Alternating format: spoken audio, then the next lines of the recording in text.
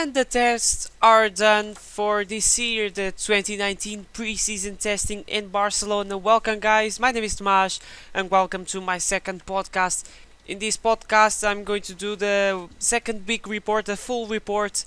Bear in mind, this is going to be a short podcast because, it's normal that in the first week the podcast is bigger because, there's a lot of new things, and in this week there was nothing much. There were some new things that I'm going to talk in this podcast, but not much comparing to week one, where the podcast about week one had almost 1 hour. And thank you so much for listening to that podcast, for the support that you guys are giving to this podcast stuff.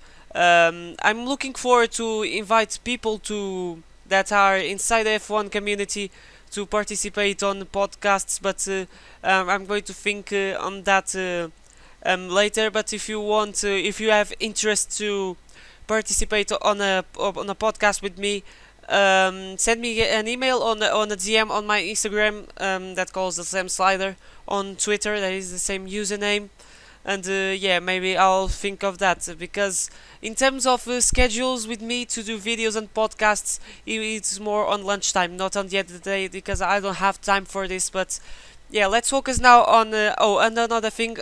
Sorry for not for do this podcast just now. It's because I've been very busy, and in the last three days I've been a little bit sick. So yeah, and my voice wasn't good at all. So I wasn't capable of doing anything and do research because I was sick, and it was obvious.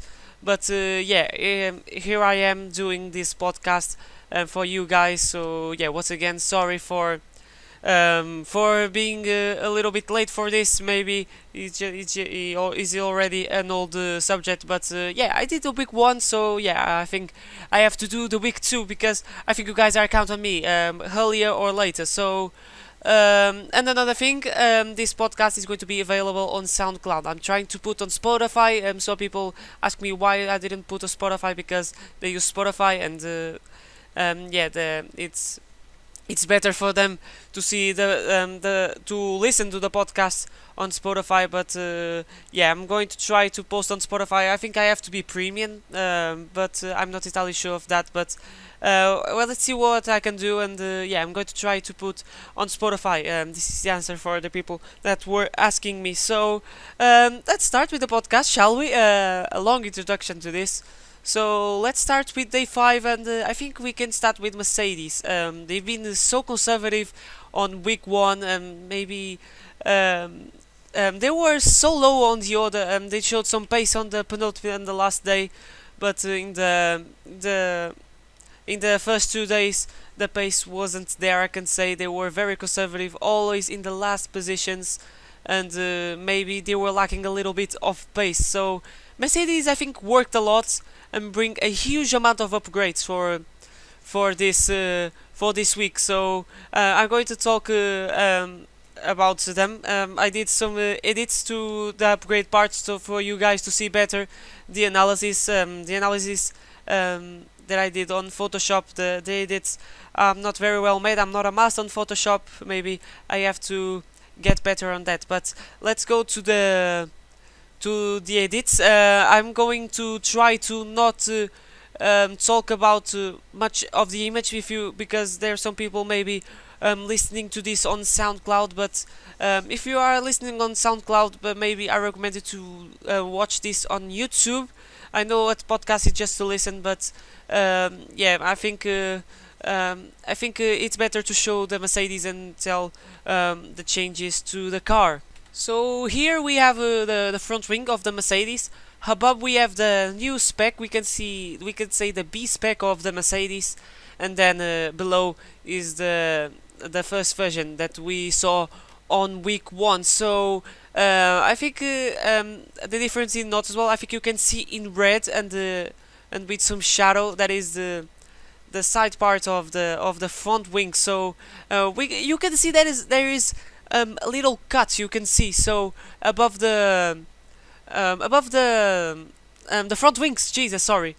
So you can see that is a cut above there, and I think in terms of of the flaps. They look more open, I can say, below in the first week. They look a little bit more open, but in the flaps of week two, they look a little bit more closed. So maybe the air can go more up through, um, and maybe create some more downforce. That's what I am thinking. I'm not a hero expert, but yeah, I think that's all I can conclude in terms of the front wing.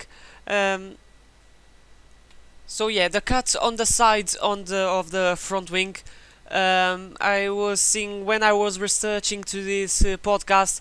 I saw the analysis by Autosports, and they say that that cut can improve the air conduct where the air goes through the car. So this can generate very good downforce. So and I think Mercedes was lacking a little bit of downforce on week one. You could see the videos and maybe the onboard that we had from Lewis. We could see that sometimes he lacked a little bit on downforce comparing to the Ferrari onboards that we had. So yeah, for the moment I think Ferrari looks stronger, but you never know because Mercedes can hide the game. Maybe they are pretending, that they are hiding the downforce, the lacking of downforce. So let's now go to the nose of the car. So I think the nose was the most noticeable thing I can say because when we saw the car, yeah, we just see the front. I think it was the most noticeable thing. So what we can say from the nose, maybe we have a. You're seeing the Mercedes logo and then the Pirelli above, between the Mercedes and the Tommy Hilfiger logo. You can see there's a stretch on the on the on the nose. So Mercedes I think was very radical. I can say in terms of the nose design because it's very different from the other teams and it's not the nose that we are used to see from Mercedes. So we can say that is a huge innovation, I can say. And yeah, this nose can create some low pressure because maybe the corners, the stretch. It's not a stretch. It's a narrowing. Sorry, I was saying bad. It's not a stretch. It's a narrowing. So yeah, as I was saying, this narrowing, maybe these corners can create some lower pressure and can allow the air flow through the nose more efficient and maybe create some a little bit of more downforce on the car. So I think yeah, as you can see, when you bring aero upgrades for a session, I think the most important thing, I think it's the downforce, as well the air conducting for the cooling of the brakes and the engine possibly more for the brakes. So and yeah, for the engine because of the side pod. Sorry. So Mercedes, maybe with these upgrades, maybe they were really lacking in terms of downforce. So now let's talk about let's stop to talk about the nose and let's go to the floor. That it was a major change as well. So here is the floor of the big spec Mercedes, and as you can see in red is where the floor is selected. To you guys see better, and in orange paint, sorry, we have new slots, new holes on the floor. So I think yeah, it's just the floor, the holes on the floor, and maybe this can allow the air to be conducted more for the rear tires. Remember that Mercedes had so much trouble with rear tires in the season. Remember in the Mexican Grand Prix where Hamilton was suffering in terms of tire wear. I think it was the strategy for the Grand Prix was to stop, and I think he done 3 stops. I'm not entirely sure, but he did one more stop than it was scheduled to be. So maybe that's not more for in terms of aerodynamic of downforce, but more for in terms of the tire wear of the rear tires. So let's see if this can play in favor of Mercedes. So speaking about tires, Hamilton complained that the Pirellis this year are too hard. So I hope that's not a problem because the tire was so soft. We had the hyper soft, ultra soft. The tires became more softer with the course of the years, and the tire wear of the cars wasn't good. Not in terms that the tires weren't last long. If they don't last long, they were starting to blistering. So let's see if Pirelli did a good job this year, and yeah, let's see if in terms of just strategic place. In terms of strategy on the race, is what I want to say. In terms of strategies on the races, things can be exciting. So let's go now to the nose. We have something a little bit curious. I don't know what is going to make in terms of the downforce. We have here something that we had from the 2008 McLaren. That was the Dumbo ears. I think I said the name right. Yeah, just a curious fact because now they are appearing this. It was just with the Mercedes this aero upgrade on the above part of the nose. We had as well from Sauber. I mean, not Sauber, Alfa Romeo, I should say. We had something. It's not similar with the Mercedes. We can say that. Sauber brought an upgrade, an aero upgrade as well, like Mercedes, but it was just one upgrade. So it's not, and they are not going to gain a huge amount of time like Mercedes, and I'm not entirely sure if Mercedes is going to gain some time, but yeah, if they're bringing these upgrades, maybe it's just for testing or something like this, and see if it works. If it doesn't work, maybe we're going to see the Mercedes that we saw in week 1 in Melbourne in a few days time. So yeah, from Sauber, yes, it's again the same as Mercedes, not the Dumbo ears, but something on the side of the nose that is very, very curious. I don't know how the air can be conducted. Maybe it's going to be conducted for the side pod. The air is conducted with the side pod. It goes through there, and then goes down there through the entry of the side pod where where the engine is cooled. So yeah, this reminds me the 2007-2008 years that. Mercedes had not Mercedes, Jesus, I'm making confusion. Where some teams like BMW Sauber, that now is the Alfa Romeo Racing, and McLaren made some radical aero. The cars look like planes, I can say. Remember, it's just remember for example, the BMW Sauber of 2008, and see how was the aerodynamics. So maybe this is a slot, I can say, in the 2019 rules. Teams say that the rules of 2019, the book, I can say, is very, very restrict. But maybe this is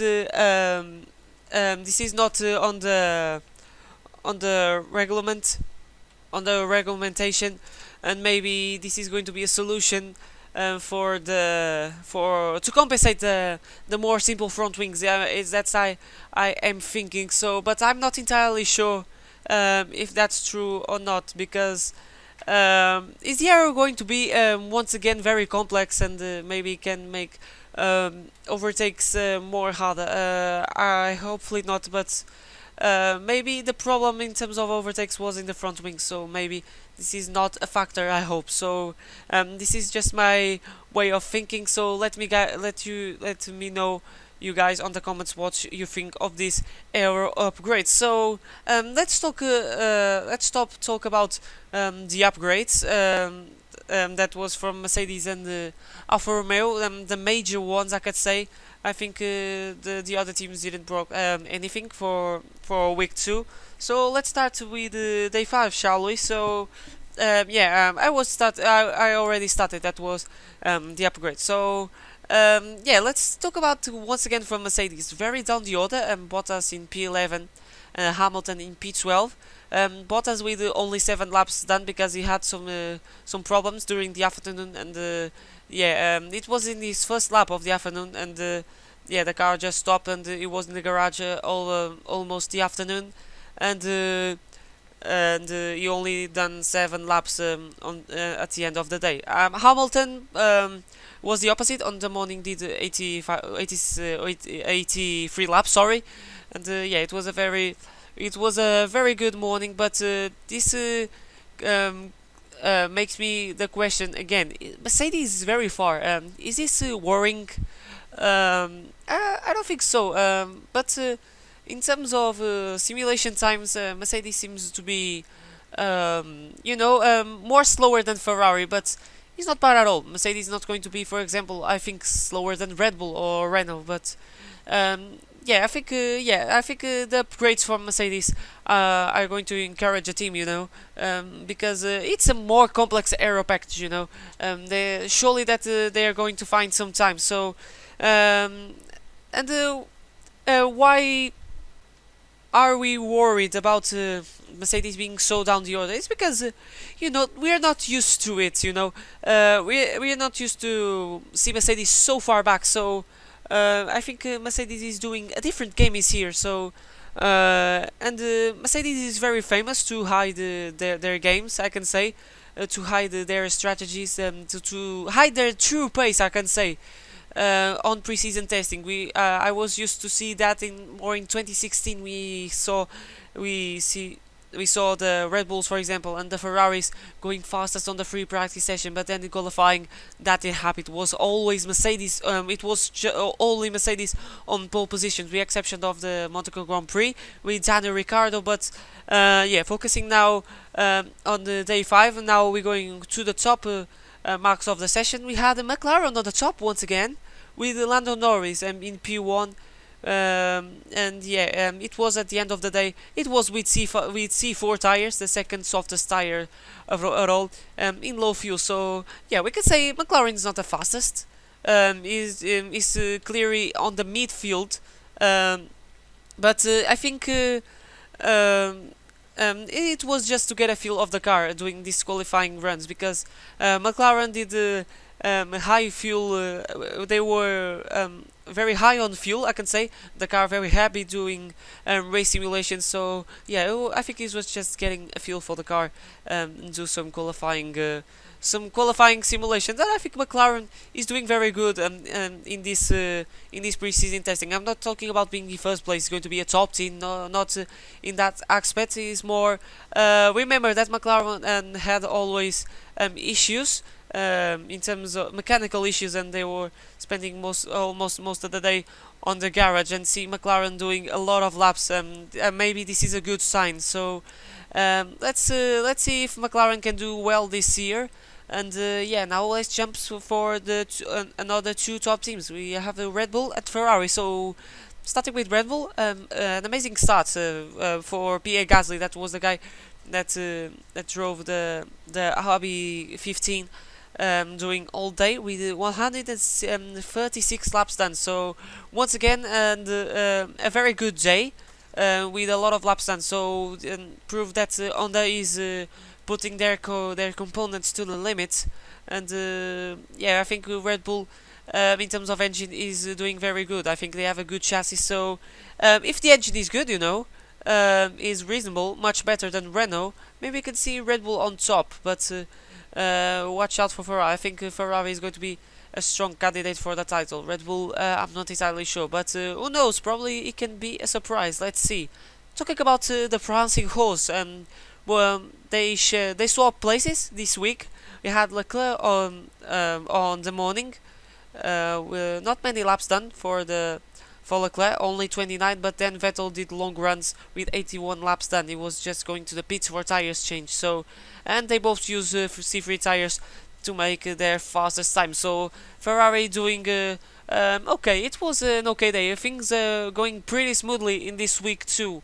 Now going to day 6, and McLaren going fastest again, but this time with Carlos Sainz, 7/10 fastest, and the second fastest, that was Sergio Perez on the Racing Point.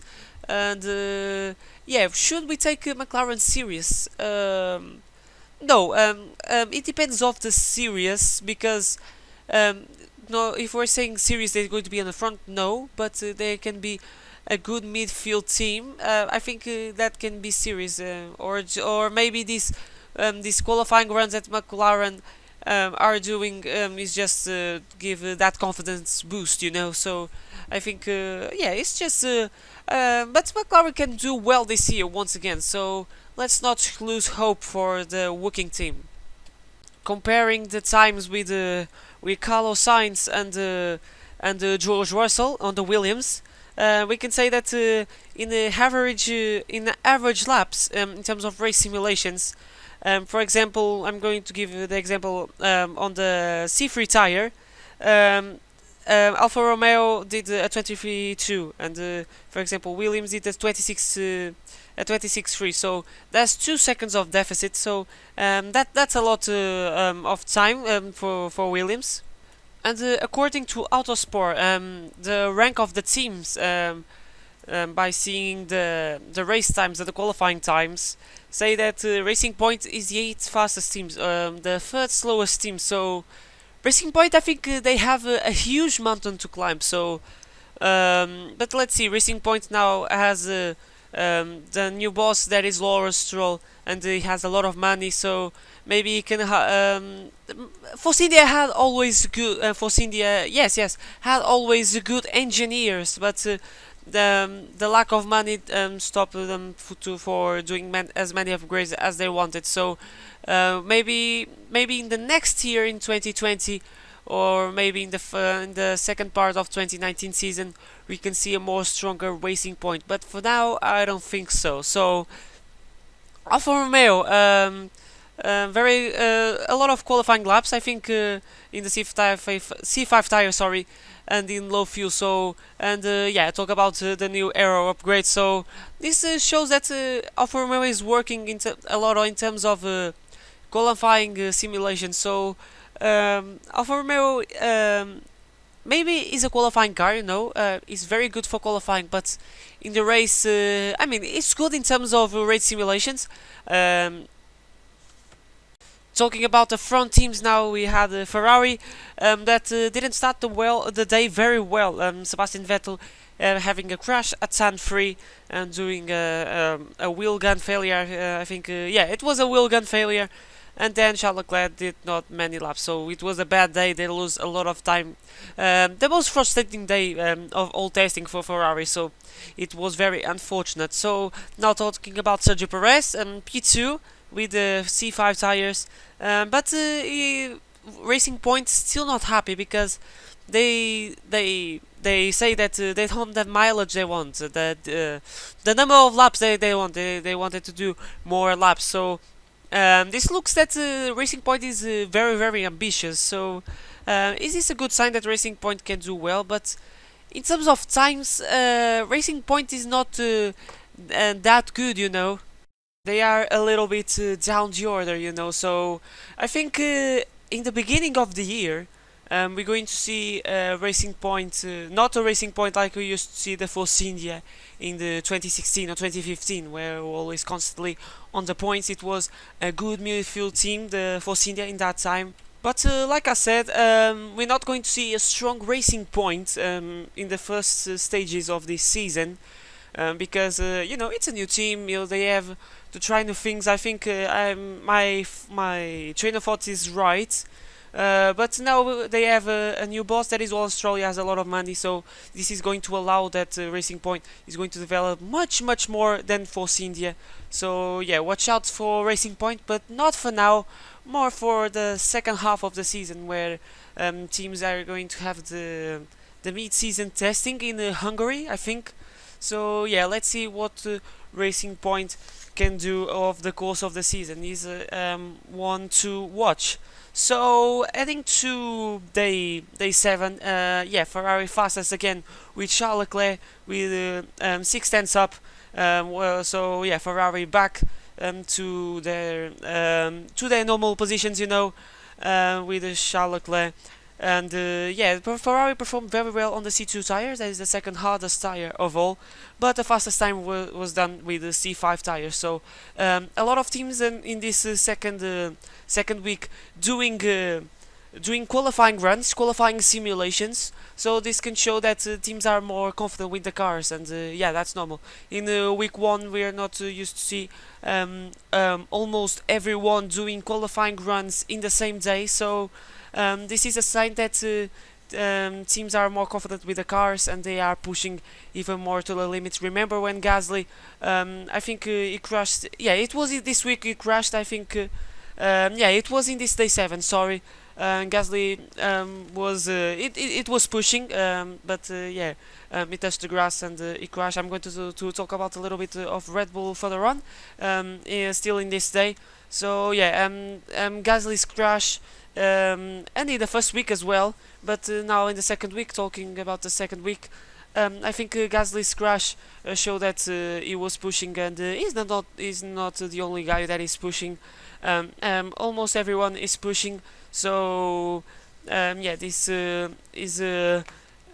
shows that teams are very very confident, but there's still some pace to show. So and we're going to see that in Australia. So yeah, once again Ferrari looking very good. Another good day for the prancing horse. And yeah, just another example that almost everyone is doing fastest times, qualifying runs. Sorry, the top 8 use C5 tires. So yeah, a lot of teams focus on qualifying time. So, but in terms of midfield, it's hard to tell the order because Haas, Toro Rosso, Alfa Romeo, and the Racing Point, different engines. And yeah, it's hard to tell the race pace because they almost have different engines. Haas and Alfa Romeo, they have the same engine, is the Ferrari engine. Toro Rosso have the Honda engine, and Racing Point the Mercedes one. So this is going to it's hard to tell the race pace because they surely that have different fuel loads because of in terms of engine efficiency. Now talking about the engines, I think I never talk about in one of my podcasts. There are only 2. This is the second, by the way.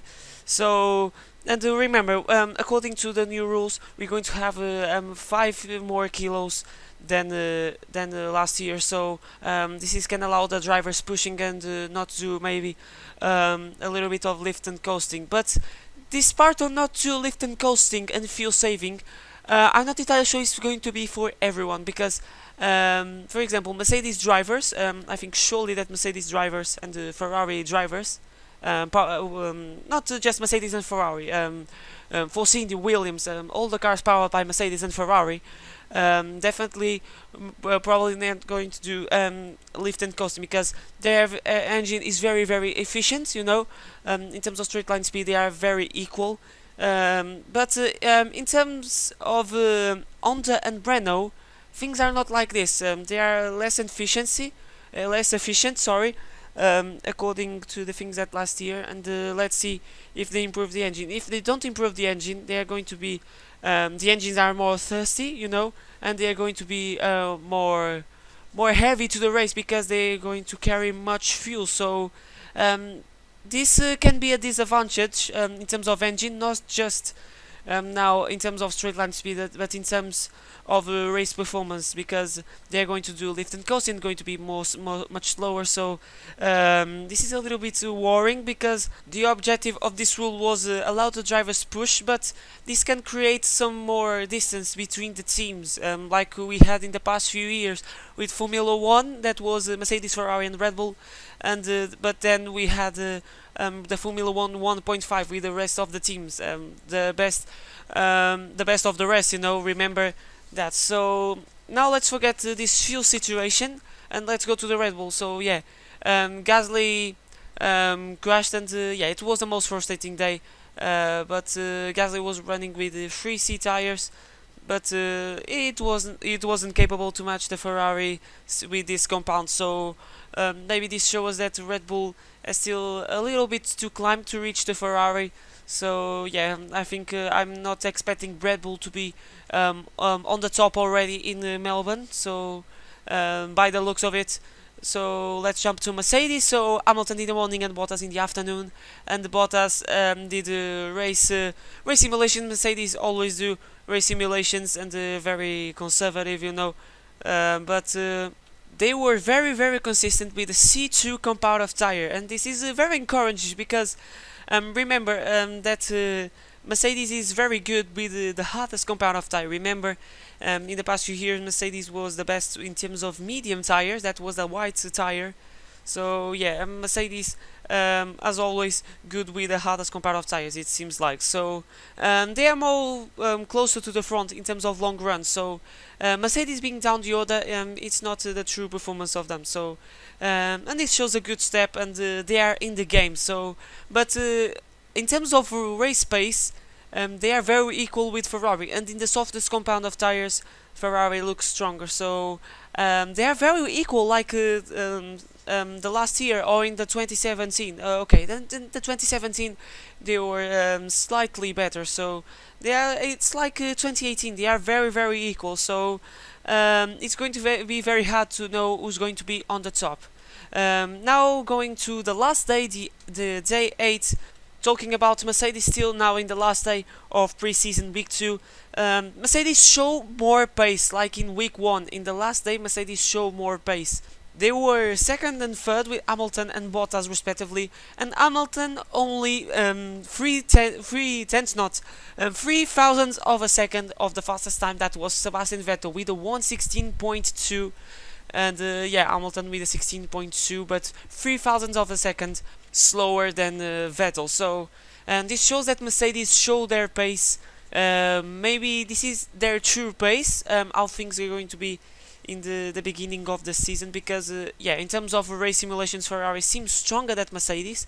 They are equal, but Ferrari has a slight advantage to Mercedes. So, but you never know. It's pre-season, and yeah, everything can happen. But what I say is that the car looks much better now due to the aerodynamic upgrades. So yeah, Mercedes seems to be in the right way now. Maybe they're, for example, they were now they are slower than Ferrari. Sorry, I'm losing my thoughts, my train of thought. They look slower, but I think in week 1 they look even much slower. So this upgrade is surely that helped Mercedes. Now talking about Red Bull, Max Verstappen only doing 29 laps. So this gives us back the question on the Honda engine is good. They did many laps in the first 2 days, and in whole week 1. That shows that they were putting the compounds to their limits. But yeah, this week for Red Bull was a little bit strange. That I think that was the most frustrating week for them. It was very frustrating with the Gasly's crash and some setbacks to Red Bull. So this gives me some doubt to Red Bull, because Red Bull is a huge question mark. They have the Honda engine. This change to Renault. So Honda seemed had a good evolution from 2017 to 2018, and yeah, we don't know where how is going to be Honda, to be honest. So it's worrying a little bit, because there are two options. We can see Red Bull on the top. We can see Red Bull as a midfield, not a midfield team, but is on the top 3, but they can't reach to the top 2. That is Mercedes and Ferrari probably. Maybe it's going to be the same thing as it happened last year on the past few years. So yeah, it's a little bit worrying. So let's see how Honda in this season. But definitely that Honda and Red Bull Honda are huge question marks to this season. So, but let's see. Now the report is done. It was very short. I mean, 35 minutes of this podcast. I think I reached to the 40 minutes when I did the week 1 podcast. But now let's go to your thoughts and your questions. So the first one comes from do_3D. I think I said his name well. I'm really bad with names. If I say if I say one of your names bad, I'm so sorry. So yeah, let's start. He says that I still don't believe that Mercedes are slower than Ferrari, and I totally agree with you, because it's like I said, Mercedes is totally hiding the game, as I like to say. Their pace on preseason is not the real pace that are going to be that going to have in this season. 99% sure. So yeah, I totally agree with you. Okay, the word was missing. Sorry. So another thought: Ferrari strong, Mercedes.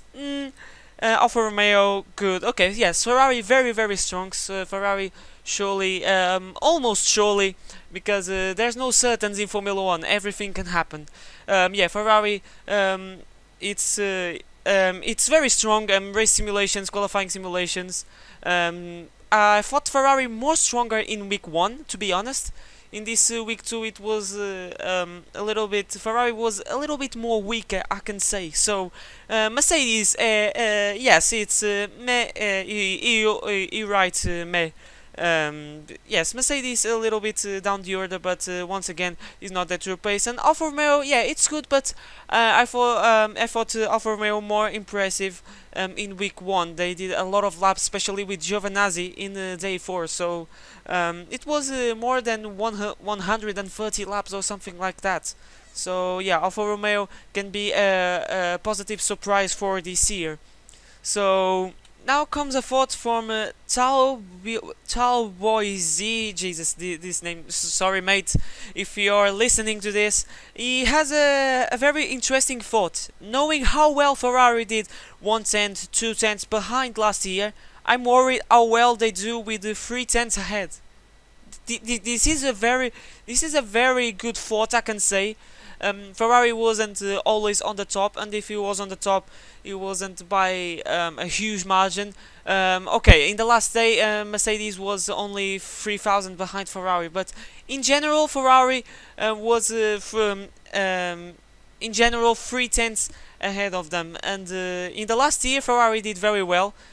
They could have battled more with Mercedes if it wasn't Vettel's errors and the strategic mistakes from Ferrari. Now they are much better this preseason, and is this worrying? Are we going to have something like 2004 where Ferrari is going to be dominant, no one has a chance? The second team was BMW Williams, and yeah, they didn't have any chance with the Ferraris. Okay, I'm reading this, and you're a little bit you're a little bit right, I can say, but Ferrari being that dominant like was in the Schumacher days, I don't think so. But this is very interesting. And is this going to be the year where Ferrari is going to break Mercedes dominance? I don't know. I don't know. To be honest, I don't know. But yeah, I would.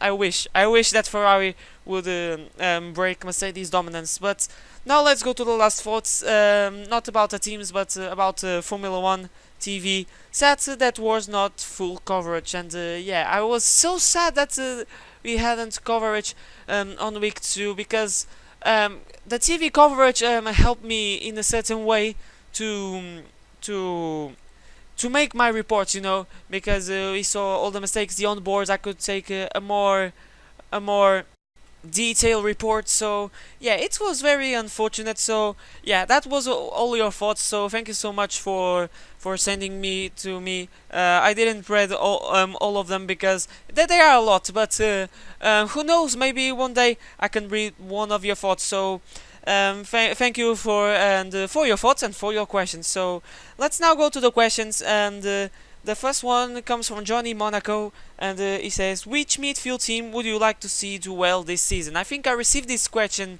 last week, and I think I will respond to them. So yeah, maybe Alfa Romeo. Yes, Alfa Romeo doing very well this season. And yeah, Sauber, Alfa Romeo, Sauber, I can say, the two teams. Yeah, starting with Sauber, since the beginning of the hybrid era in 2014, they didn't score a point in 2014. They have been passing for a hard time, I can say, not many points. So, and Sauber deserves. Is a team with more than 20 years. I think it has 28 years. Seeing with a team with such history like Alfa Romeo, it's sad to see to see this team a little bit down the road. It was a very good evolution, by the I want to say, in 2018. But yeah, Alfa Romeo totally deserves to go on top, and it's the same with McLaren and Williams. I think all the midfield teams deserve to be on the first places because they are good teams. They have good employees, amazing drivers. For example, in McLaren we had Stoffel Van and they couldn't show his true pace because, yeah, let's be honest, the McLaren was a very bad car, and yeah, Van Don couldn't show his pace, and yeah, McLaren said bye bye Stoffel, and he went to Formula E. But if the McLaren was actually good, for example, maybe Van Don could show his true pace and maybe get more good results, and at this moment he could be at McLaren. So yeah, it's very unfortunate to see these teams, and Renault as well, I gotta say.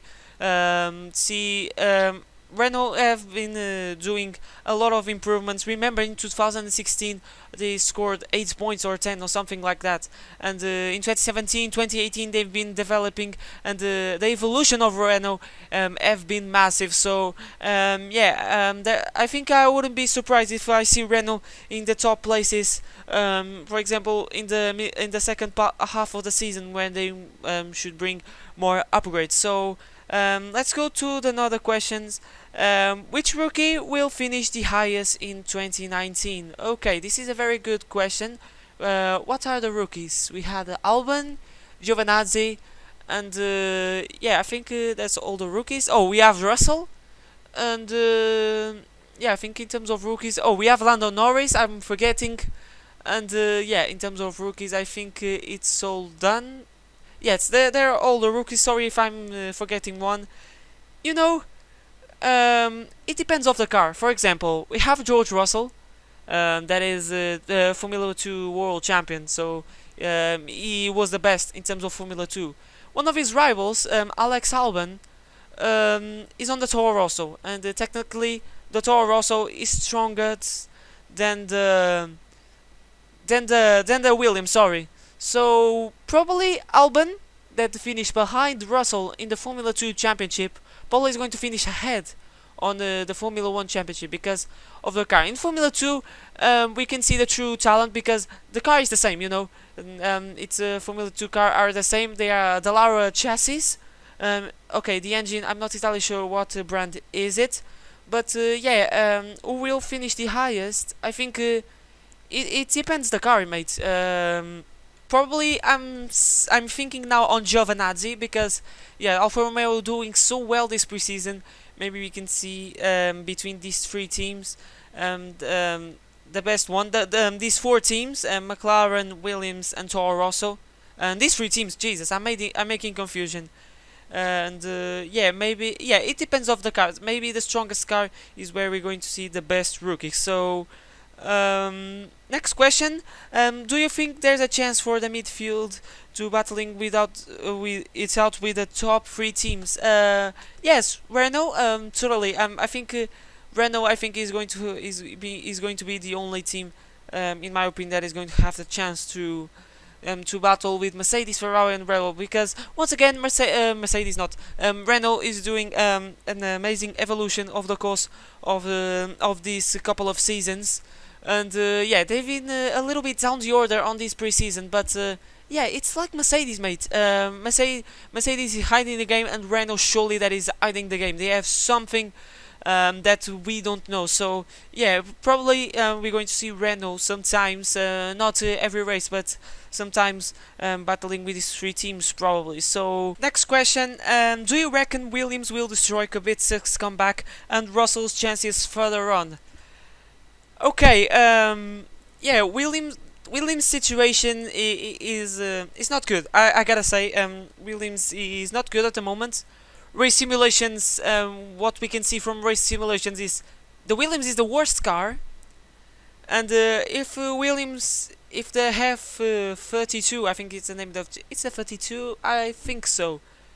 If Williams doesn't have a good car, Russell can show his true pace, his talent. And for example, battle with Albon, that was his Formula 3, not Formula 2 rival, and Lando Norris especially.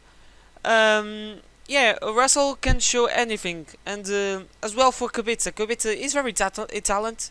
I think he is one of the best midfield drivers that I ever seen in all Formula One. I think he totally deserved a seat on the top team. But yeah, if this happens, if Williams has a bad car, what is going to define between these two drivers who's good or not is going to be the battle between these two, the qualifying battle. So yeah, if Kubica is better than Russell, for example, in our mind is going to think, oh, Kubica is very good driver, he's very talent, he deserves a seat in the top team.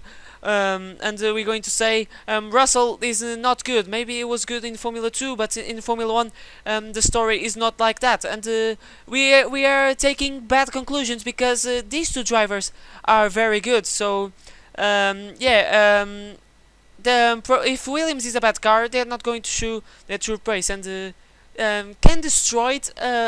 Yes, in a way can, because yeah, the Williams is so bad that these drivers can race with other people. For example, we had in 2015 manner. Remember, it was Will Stevens and Roberto Merri. Roberto Merri, yeah, it wasn't good at all. But Will Stevens, it was an okay driver, not bad, but it was okay. But many people thought that Will Stevens wasn't a good driver because the Manor was such a bad car. It was basically in the 2015 season the 2014 car, and yeah, this shows that bad cars can destroy drivers' careers. Remember, I talked a little bit earlier about Van Don's Van Don and McLaren. McLaren had a bad car. Van Don was a good driver, but yeah, he couldn't show his true pace battle with some other cars because the car was very bad. So it's a little bit worrying, Williams, and yeah, now I'm a little bit worried about Kubica and Russell's future. So yeah, but let's see what the season brings on, and I hope that these two drivers can show something over the course of the season. And in terms of question, that's it, guys. So yeah, once again, thank you so much for sending me all these questions. There were so many questions, but I didn't have the all the time. I can't answer all the questions, so sorry. But if one day, if I do another podcast, if you guys want, surely I'm going to do more. Send me questions, and probably you can be a lucky one, and I can answer to your question. But yeah, thank you so much for watching, to send me all your questions. Really appreciate that. But yeah, guys, that was the end of this podcast. Sorry for not post this podcast early, but I had so much things. I've been sick these last days, so my voice wasn't good, and I didn't have. I wasn't in conditions to make videos, to do this podcast, to do the research, all these things. But yeah, that was it. Thank you so much for watching. And yeah, now I'm thinking making a podcast before the Australian Grand Prix, a day before Formula 1 starts, with a season preview. And maybe I'm going to put on Instagram the questions that you want to send. I'm not entirely sure if I'm going to do, but I'm going to try to make this. And yeah, that was the podcast, guys. What I can say, thank you so much for listening to this podcast. And I'm not a pro on this, but I'm going to try to improve each podcast that I'm going to do. My English is not the best, but yeah, I want to try YouTube and the podcast in English because yeah, I can bring more people, bring more audience, you know. So yeah, once again, guys, it's time to say goodbye. Thank you so much for listening, and I'll see you guys, or listen you, in the next podcast. But now it's time to say goodbye. Goodbye.